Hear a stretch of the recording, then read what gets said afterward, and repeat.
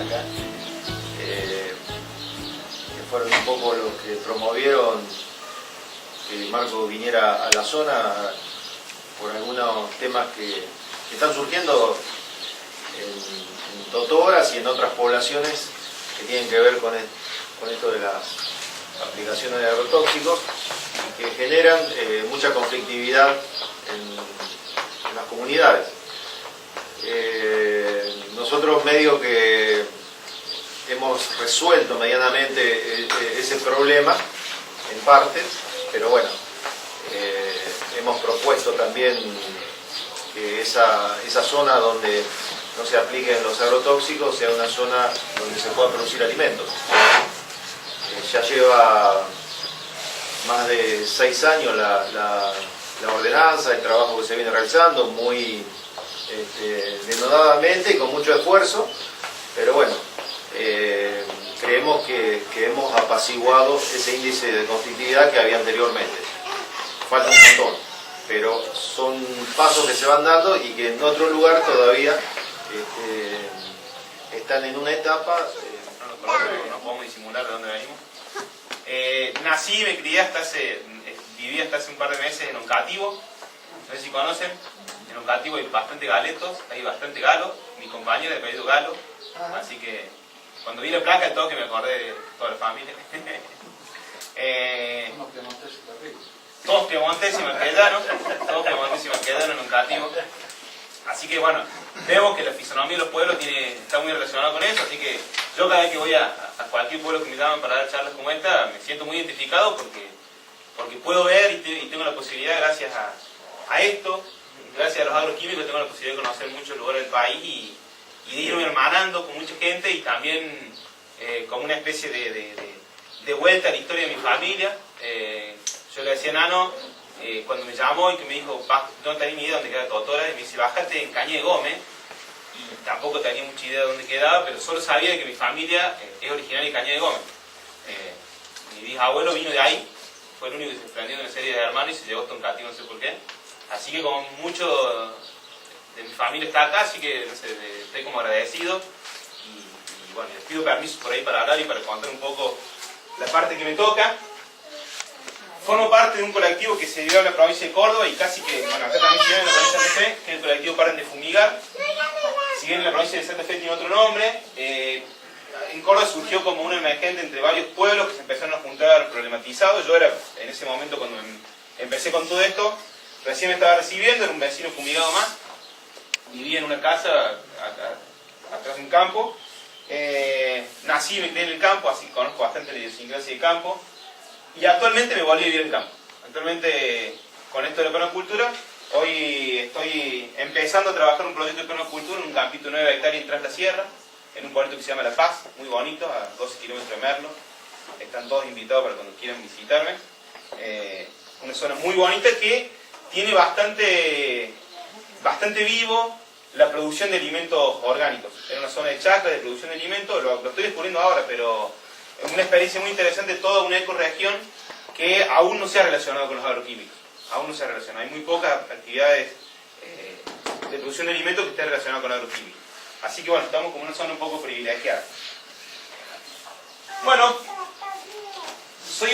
voy a tratar de contarles en una charlita que más o menos va a durar creo que 20 minutos, un poquito más, de los avances que yo he hecho técnicamente trabajando en la provincia de Córdoba respecto a el dimensionamiento del movimiento de los plaguicidas desde la parcela aspercada hasta la distancia donde tengan que llegar y quizás al final también poniendo un número a lo que hemos encontrado dentro de todo ello trabajando en la provincia de Córdoba. Yo trabajo con un equipo multidisciplinario de médicos, de abogados, de agrónomos, de politólogos, que son gente que trabaja en el Paren de Fumigar, de biólogos, artistas también, hay bastante relacionados que nos vamos poniendo algunas pautas de trabajo y vamos avanzando en algún sentido según lo que los emergentes de cada pueblo vayan demandando. Entonces muchos de los datos que yo voy a dar van a ver que tienen que ver con pueblos que se han movilizado, igual que San Genaro. Para nosotros siempre San Genaro fue como una referencia, sabemos de los análisis de ustedes como un avance muy importante que allá en Córdoba resonó y mucho, así que al que hayan trabajado en eso yo les agradezco infinitamente porque cada vez que nosotros en un pueblo trabajamos el tema de una ordenanza para para mejorar la calidad de salud, para mejorar la relación entre el campo y la ciudad. En ese momento la referencia de cualquier pueblo que avanzara, estoy hablando ya desde el año 2007 para acá, era muy importante. Entonces cuando apareció lo de San Genaro y después lo de San Jorge, como que lo tomamos de base de bibliografía y lo hemos usado. Así que enteramente agradecido del trabajo que ha pasado acá. Voy a empezar por esta filmina, que es una publicación que se dio en la revista del Colegio de Ingenieros Agrónomos. Yo fui testigo técnico del juicio de Barrio Ituzaingó. Lo que les voy a contar acá lo expliqué en ese juicio al tribunal. Esto fue publicado por la edafóloga Susana Hahn, una edafóloga de la Universidad Nacional de Córdoba, de la Facultad de Agronomía, en la revista del Colegio de Ingenieros Agrónomos. Así que es una información que al menos circulaba entre los agrónomos. Y en este gráfico, que ella también lo toma de un trabajo de Martini, modela, esquematiza la probabilidad que tienen los agroquímicos de salirse de una parcela esperjada a través de las distintas matrices ambientales. Como vemos ahí, la mayor probabilidad está que el plaguicida se escape por el aire. Luego vamos a hablar por qué puede pasar esto. La mayor probabilidad, hasta el 90% del agroquímico puede terminar saliendo por volatilización a través del aire. Entre un 1 y el 10% puede quedar absorbido en las partículas del suelo o en los rastrojos. ¿Bien?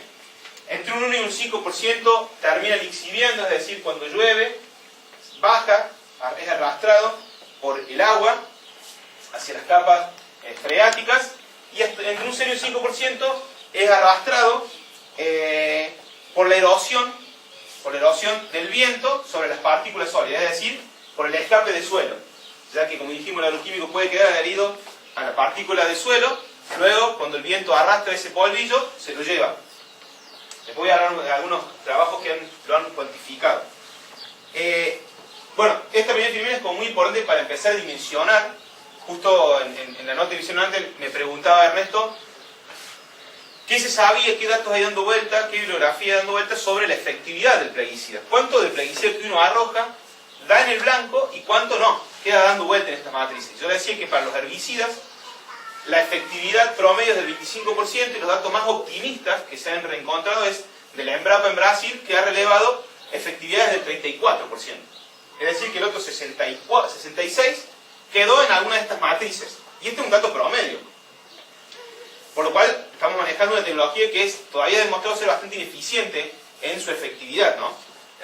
Como que uno lo que compra, el 70% o el 60% lo termina tirando, no llega al blanco.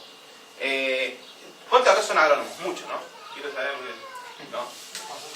Creo que es la primera vez que estoy con tantos agrónomos juntos. No son. ¿No? ¿No son muchos? ¿4 o 5? 4 por lo menos. Bueno, igual está bueno esto porque me parece una información que los agrónomos tienen que saber con mucho detalle.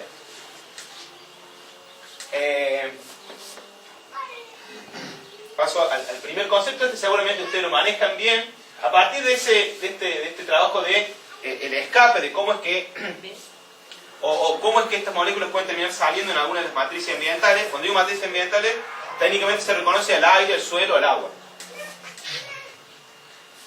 El primer concepto de deriva primaria, ustedes lo conocen muy bien, lo manejan. Vamos a llamarle deriva, por ahí que es también un concepto técnico, al movimiento del plaguicida dentro de la parcela espercada o fuera. Técnicamente se reconoce como endoderiva cuando el plaguicida se mueve adentro del campo, y exoderiva cuando la molécula cruza el alambrado. Yo voy a conceptualizarlo. Cuando diga deriva, estamos hablando de la exoderiva, ¿no? Cuando esta molécula ya cruza el alambrado.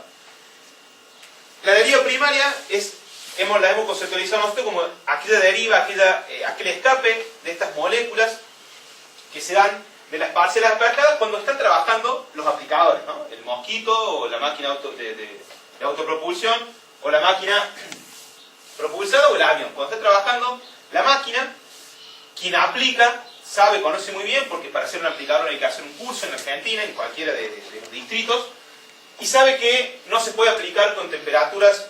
Hay un cuadro de relación entre temperatura y humedad relativa publicado por el Etiennot, que dice más o menos que con temperaturas mayores de 25 grados la ventana de aplicación se achica, con humedades relativas menor al 50% también la ventana se achica. Hay un trabajo de Oscar en Estados Unidos, una persona que se ha también dedicado básicamente a simular derivas, que también mete el agravante de que uno no debería fumigar con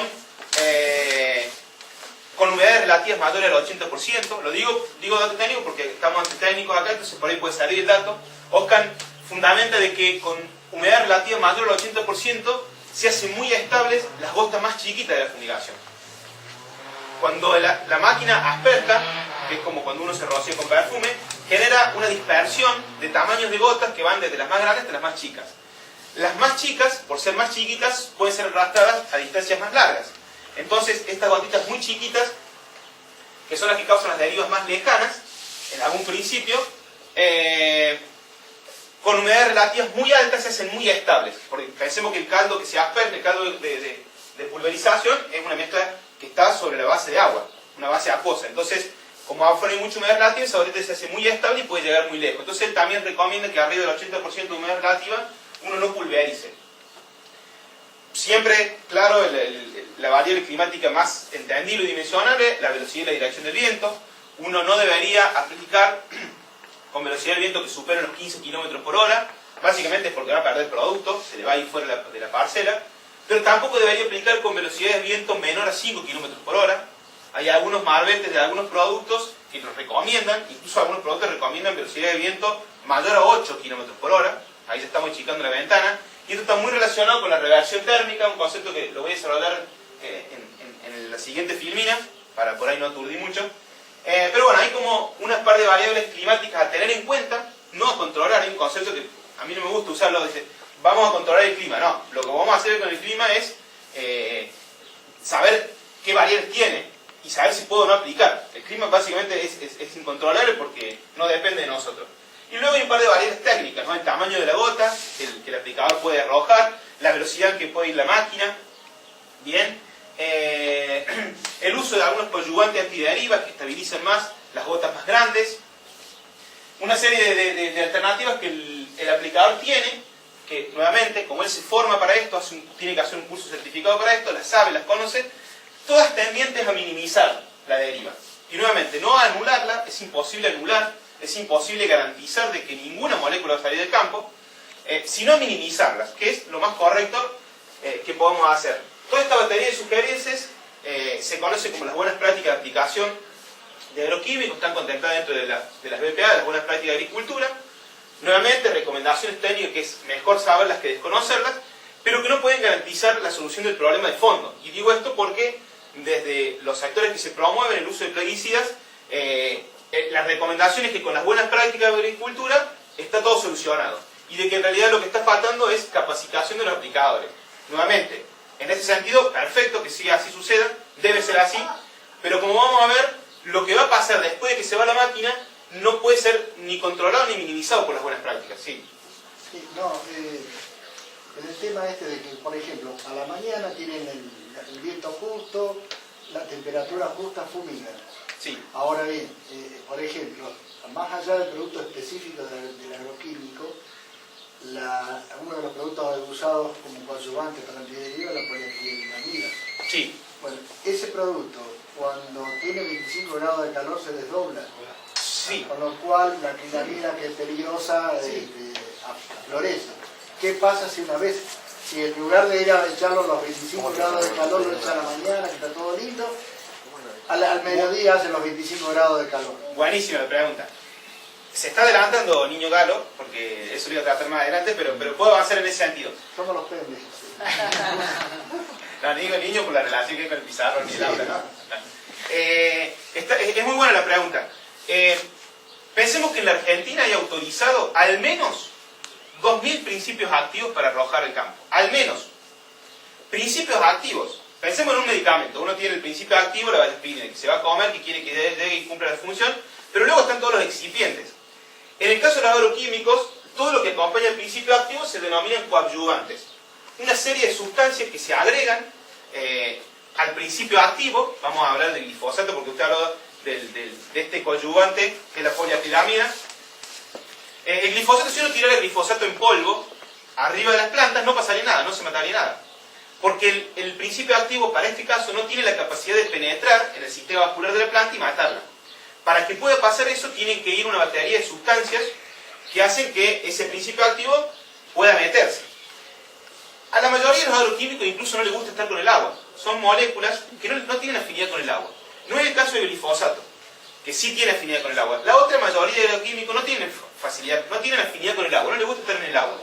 Se desprenden del agua, son como el aceite. A esos agroquímicos hay que agregarle coadyuvantes para que ellos puedan formar una mezcla homogénea con el agua. Hay que agregar también coadyuvantes para hacer la gota de tal tamaño. Hay que agregar coadyuvantes para que la gota sea estable y las propiedades superficiales hagan que el producto no se evapore. Hay que agregar coadyuvantes para distintas funciones. Cuando hablamos de insectos, también funciones para que actúen en los sistemas de los insectos. Entonces, todos estos coadyuvantes, en algunos casos superan los 7, 8, son los que diferencian los productos comerciales. ¿Vieron con los productos comerciales? Tú dices, no te usé el de Monsanto, próbate con el de Atanor. No, próbate con el Samba, próbate con este. Eso de probar alternativas, de hecho eso es lo que venden las empresas. Salen año a año distintas nuevas formulaciones de un mismo compuesto. El glifosato, yo creo que lleva ya el glifosato Max Plus, no sé cuál es la última generación que hay, que lo que va variando son estos coadyuvantes y las dosis. Entonces todo eso, esa batería de químicos, cuando se arrojan al ambiente, no pierden su identidad química, quizás hasta en un año. Ese lema que todos nos sugirieron de que el glifosato toque el suelo y se desactiva, es una mentira, cuanto menos una creación ficticia de un fenómeno químico que no está comprobado. Muy lejos de desactivarse, porque uno piensa en la desactivación como que no va a cumplir más su efecto.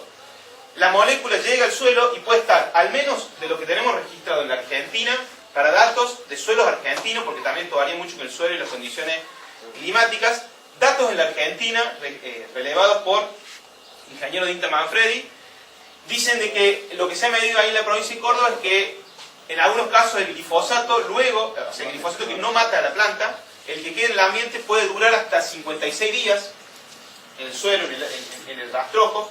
Datos en Finlandia dicen que lo han encontrado hasta 365 días después se aplicó.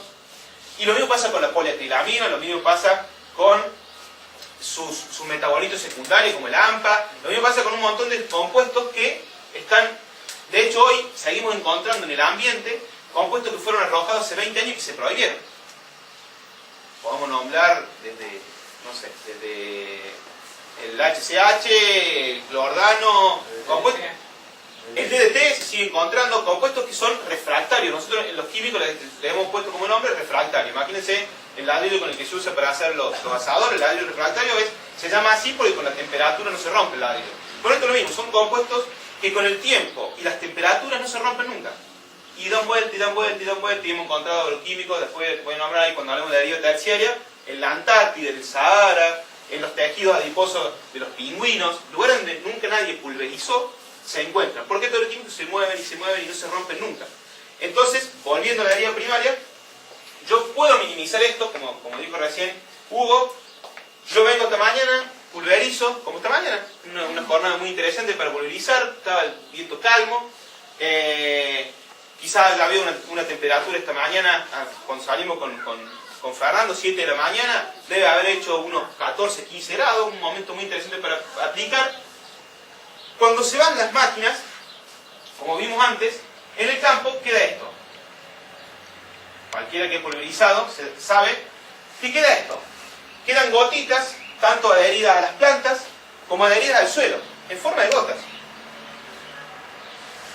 Esto es lo que termina pasando con el tiempo, con las temperaturas altas, con las humedades relativas bajas, con el accionar del viento que erosiona la superficie de la gota y la va pelando, la va descascarando la gota, la va evaporando, hace que mucho del agroquímico que yo arrojé pase nuevamente a fase gaseosa después que se va la máquina.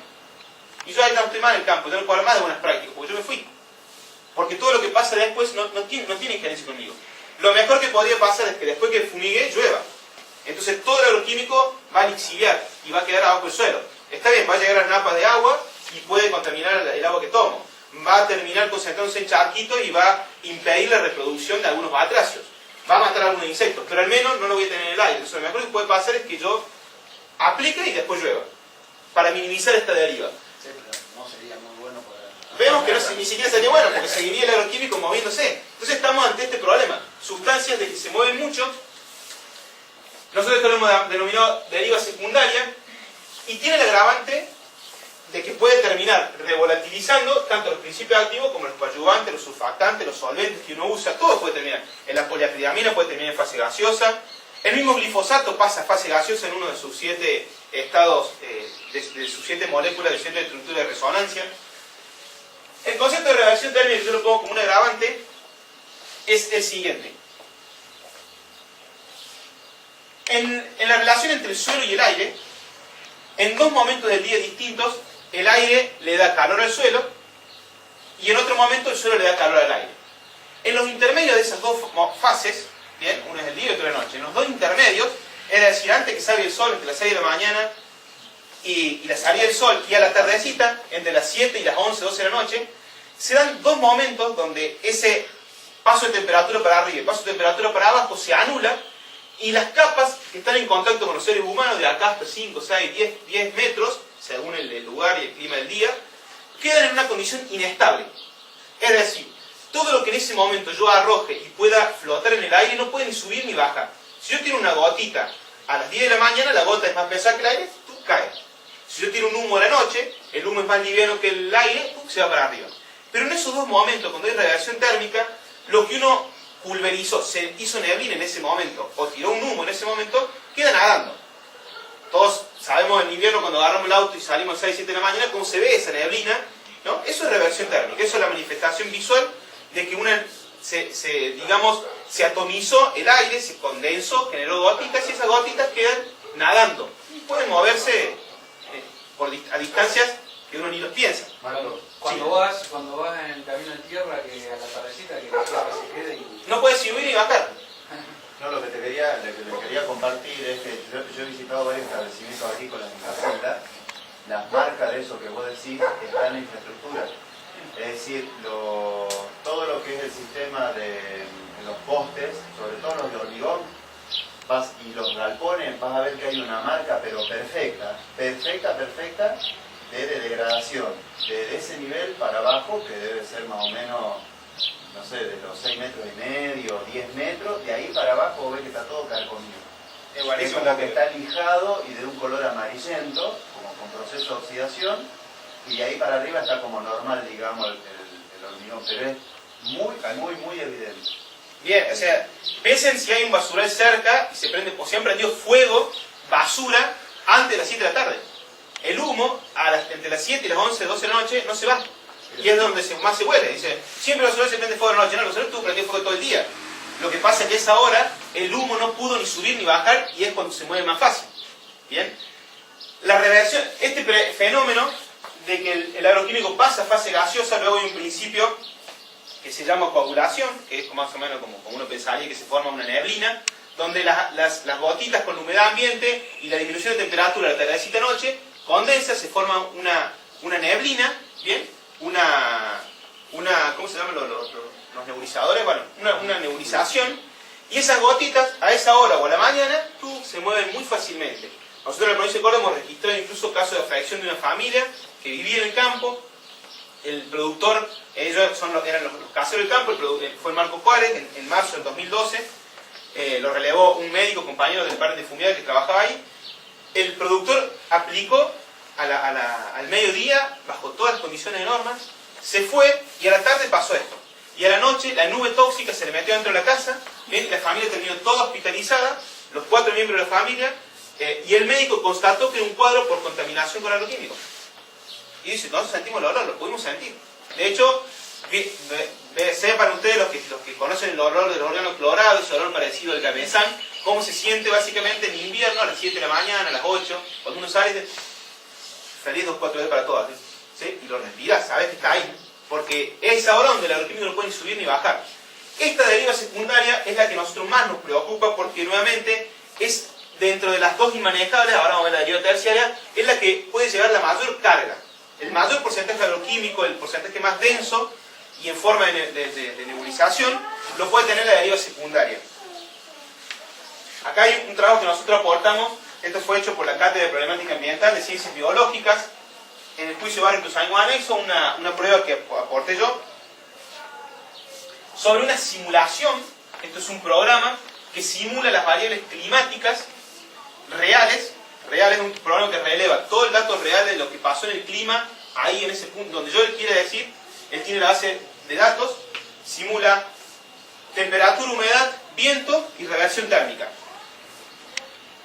Este es Barrio Ituzaingó, este es el campo en conflicto, la aplicación se hizo en este punto, en este campo, y lo que ustedes ven es la simulación de cómo se comportó el agroquímico una hora después que se fue la máquina. Una hora después que se fue la máquina.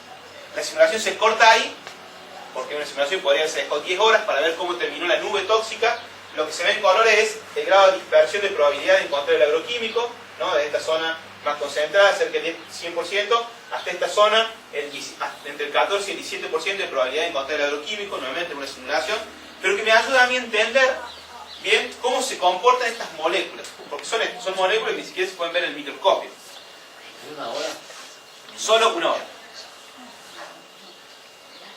Y por último, la deriva terciaria, el último concepto que hemos, como concepto de escape del plaguicida de la parcela, es todo lo que se da en la parcela 1, 2, 3, 4 años después que se aplicó. Y digo esto porque está en función básicamente de la residualidad del plaguicida. Las moléculas que no se pueden romper, bien, como dijimos recién, los organoclorados, organofosforados, compuestos, moléculas refractarias que les cuesta mucho romperse en el tiempo, quedan dando vuelta en el suelo, se despegan del suelo en un momento, pasan a algún barbecho, a algún tejido vegetal, se despegan del tejido vegetal porque los comió un insecto, muere el insecto, se despegan del insecto, saltan, pasan a la fase, ese fenómeno se llama efecto saltamonte técnicamente, pasan a la fase gaseosa, bien, la molécula en la fase gaseosa se va con las capas, con el batido vertical de la atmósfera hasta las capas más altas, de ahí se mueve en la dirección del batido del giro del planeta, cae en otro territorio, está meses en ese territorio, vuelve a desprenderse, vuelve a saltar. La última molécula que tiene este efecto, que se le ha demostrado este efecto por la cual hubo un convenio internacional para declararla dentro de la batería de la docena sucia, fue el endosulfán, que todavía lo seguimos usando. El endosulfán es un compuesto que se comporta así. Entonces, tenemos relevada información de estudios que lo han encontrado en el aire, que encuentran agroquímicos, en su mayoría en el aire. Hay un estudio muy interesante del año 2012 acá, en la cuenca que va desde sur de provincia de Entre Ríos, norte de provincia de Buenos Aires, y que abarca el taloncito de la bota de Santa Fe, que monitorearon agroquímico en aire durante todo el año en esa zona, y encontraron agroquímico en aire y en el polvillo del aire. Tomaban el aire, medían agroquímico, y sacaban el polvillo y lo medían aparte, y en los dos encontraban. Siempre en el polvillo va entre un 7 y un 10% de lo que hay en el aire. ¿Bien? Nuevamente, porque el agroquímico, como vimos antes, le gusta en un 90% a la mayoría de agroquímicos estar más en el aire que adherido al suelo o al agua. Luego también viaja con el polvillo, como vimos antes, con la erosión, viajan los surfactantes, los coadyuvantes, todo se está moviendo ahí, ¿no? Todo lo que no dio en el blanco queda dando vuelta y ensuciándonos el planeta. El caso del glifosato, un caso debatido, porque, primero porque es la sustancia que en este país se arroja en un 80%, ¿no? De los 300 millones de litros que estamos tirando por año, el 80% es glifosato. Las empresas nos lo han propuesto como, por ser una sal, que por ser una sal es mucho más estable y no le gusta la fase gaseosa, y es cierto, el glifosato al ser una sal le gusta más estar en el agua y en el suelo que en el aire, pero este aquí que tiene una de sus 7 configuraciones de resonancia de moléculas que sí le gusta estar en el aire, entonces al arrojar tanta cantidad, un séptimo de eso pasa al aire, y lo hemos encontrado en mediciones que hemos hecho en la provincia de Córdoba y en la provincia de Buenos Aires en agua de lluvia, ¿no?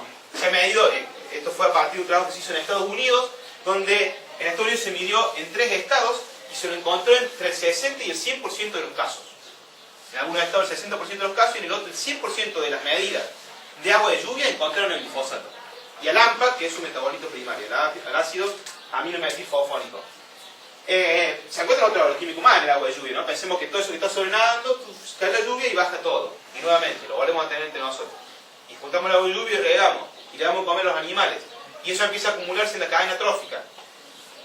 Entonces, otro caso interesante para contar, para dimensionar el problema. En Estados Unidos, en Iowa, se hizo un estudio en un momento sobre aplicaciones en maizales, donde los técnicos midieron los residuos de plaguicidas que había o que probablemente hubiese en el polvillo de la aspiradora de las casas. Usted aspire y yo vengo al punto del polvillo y se lo mido. Y se encontró agroquímico hasta 700 metros de los campos fumigados en el polvillo de las aspiradoras, ¿no? Eso está en el polvillo. Y uno el polvillo lo respira y una parte del polvillo que es el PM10, todo el polvillo que tiene menos de 10 micrones, uno se lo pasa a vía respiratoria y se lo termina en los pulmones. Entonces, como que estamos conviviendo con una batería de compuesto nuevamente, esto solamente funciona entre la relación de la molécula con temperatura, humedad, radiación térmica, movimiento de la capa del aire, radiación solar, presión atmosférica, donde nosotros no tenemos nada que ver. Entonces empieza el debate de, bueno, ¿y cuánto me tengo que alejar para que estos compuestos no lleguen nunca a mis narices o a la de mis hijos? Que por ahí el principio que debería regir esta discusión, ¿no? ¿Cómo hacemos para cuidarlos a ellos? Como para garantizarles a ellos de que el planeta que estamos convidando es un planeta sano, ¿no? Que hay un informe de la ONU del año 2009, un técnico dice, en una película que se llama Nuestro hijo nos acusarán, dice: esta es la primera vez en la historia de la humanidad, a raíz de el manejo de estas sustancias peligrosas, esta es la primera vez en la historia de la humanidad donde una generación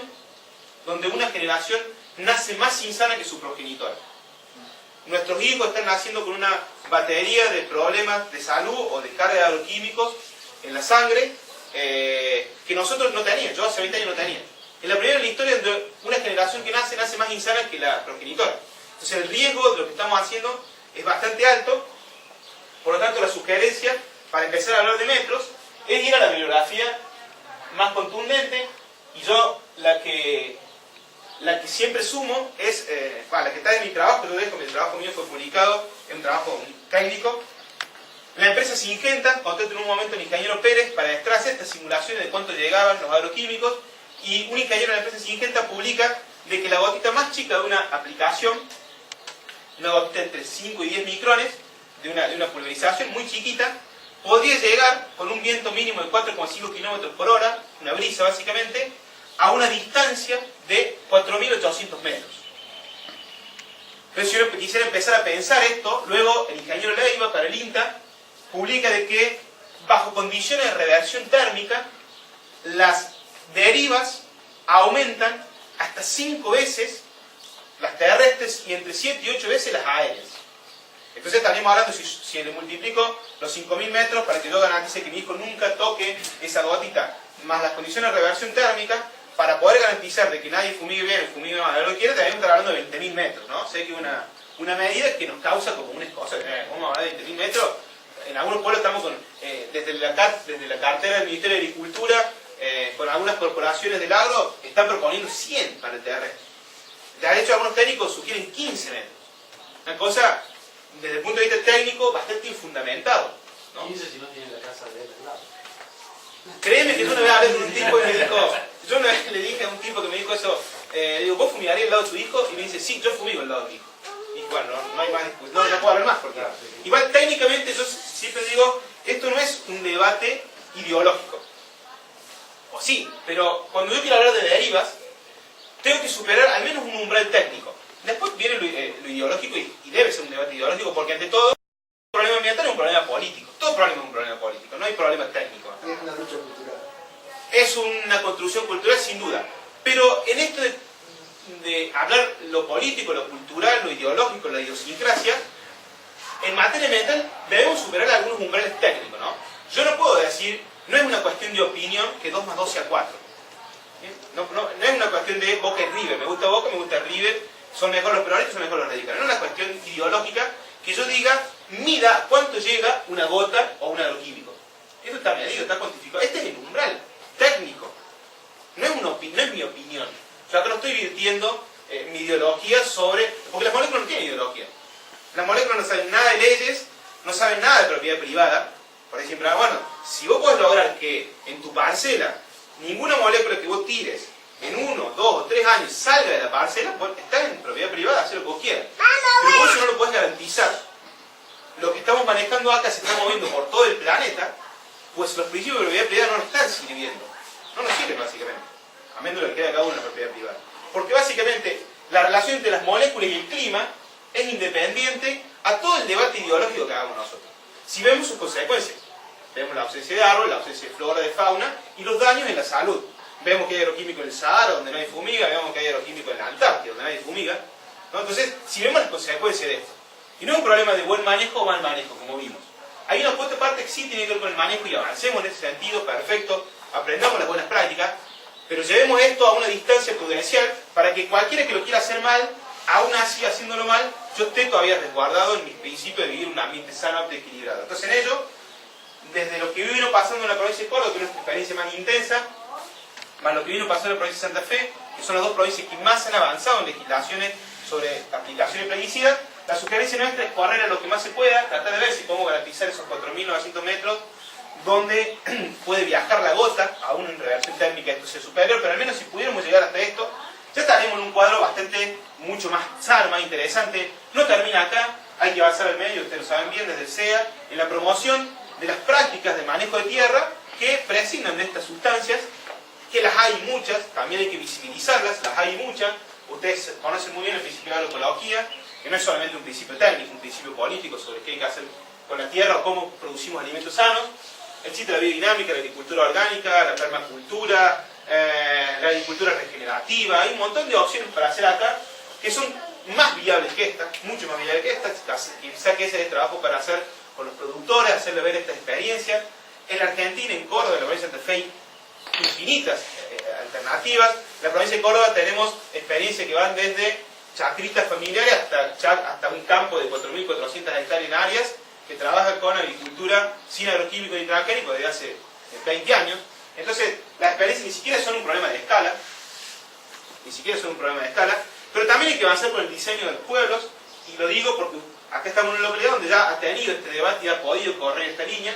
Tiene que volver el árbol, tiene que volver el árbol autóctono, tiene que volver los cortinados forestales. Esos cortinados tienen que ser diseñados con criterios de cortinas forestales, no es solamente una línea de árboles, porque a veces una línea de árbol puede complicar lo que pasa antes y después del árbol según los vientos, por también principios técnicos del efecto Venturi, los vientos, Entonces el árbol también tiene que ser pensado, no es cualquier árbol. Si pudiera volver el árbol autóctono, tiene mayor resiliencia ecológica, hay que pensarlo, hay que pensar dónde vamos a hacer tal o cual actividad. Tenemos que diseñar nuestros pueblos nuevamente, ¿no?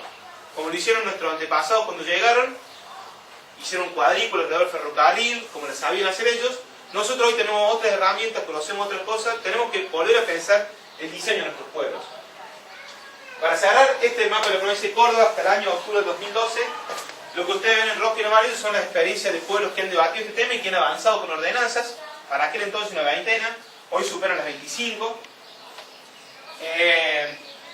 Y las dos que yo pongo como referencias, amén del barrio Ituzaingó Anexo, que es un barrio de la ciudad de Córdoba, bueno, por ahí podemos plantearnos lo que pasó en ese barrio, que es el barrio que tiene quizá una medida más restrictiva, porque el barrio prohibió las aplicaciones a 2.000 metros, bien, con toda una causa legal de fondo. Tomo en cuenta la localidad de San Francisco, que fue la primera del interior, mejor dicho la segunda, pero fue la primera que estuvo relacionada con el campo, porque la primera fue Mendionazo, una localidad un poco de tinte ciudad dormitorio de la ciudad de Córdoba, turística, pero San Francisco es una ciudad puramente productora, muy grande, donde la sociedad rural tiene una influencia muy fuerte, donde la iglesia tiene una influencia muy fuerte, y ahí los vecinos dieron un debate muy intenso que generaron la primera ordenanza del 2006 que prohibió las aplicaciones 500 metros. Y la otra que tomo como referencia, porque fue la que terminó juntando toda la base de fundamentos técnicos y de experiencias de pueblos de lucha de todo el resto de la provincia, fue Altagracia, que en el marco del juicio de barrio Ituzaingó generó una ordenanza que prohibió las aplicaciones a 1.500 metros. Y ubiquémonos que Altagracia no es una ciudad turística solamente, tiene mucha actividad agrícola, fuerte presencia de productores muy grandes. Y esta localidad, luego de un año, y por eso la pongo, luego de un año de la aplicación de la ordenanza, el intendente, que no era el más antiagroquímico, que se vio inmerso en un debate que tuvo que tomar una decisión política, el intendente de Tinte de la Sotista reconoce el año que en el hospital público disminuyeron drásticamente las consultas por afecciones a las vías respiratorias y de alergias. ¿Bien?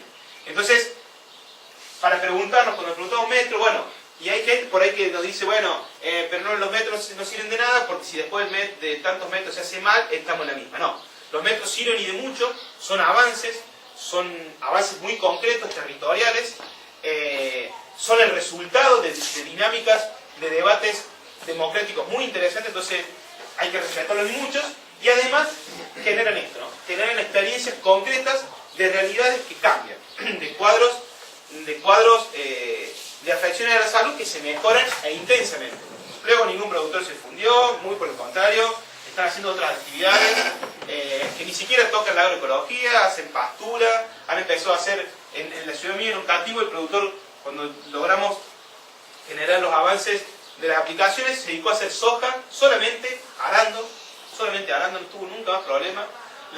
La producción se le disminuyó en un 10% por la competencia con pasturas, pero no tiene el costo del insumo agroquímico. Entonces hasta en ese punto el productor un día me dijo, bueno loco, gracias por haberme enseñado esto, la verdad que no me hice agroecólogo, pero por lo menos vivo sin problema con el barrio. Entonces nadie se fundió por este cambio, porque también está ese cubo de que bueno, vamos fundiendo los productores, nadie perdió sus campos, muy por el contrario, estamos generando alternativas en estos territorios muy interesantes. Así que con esto ya voy cerrando, les agradezco infinitamente este espacio y bueno, dejamos abierto para que se dé.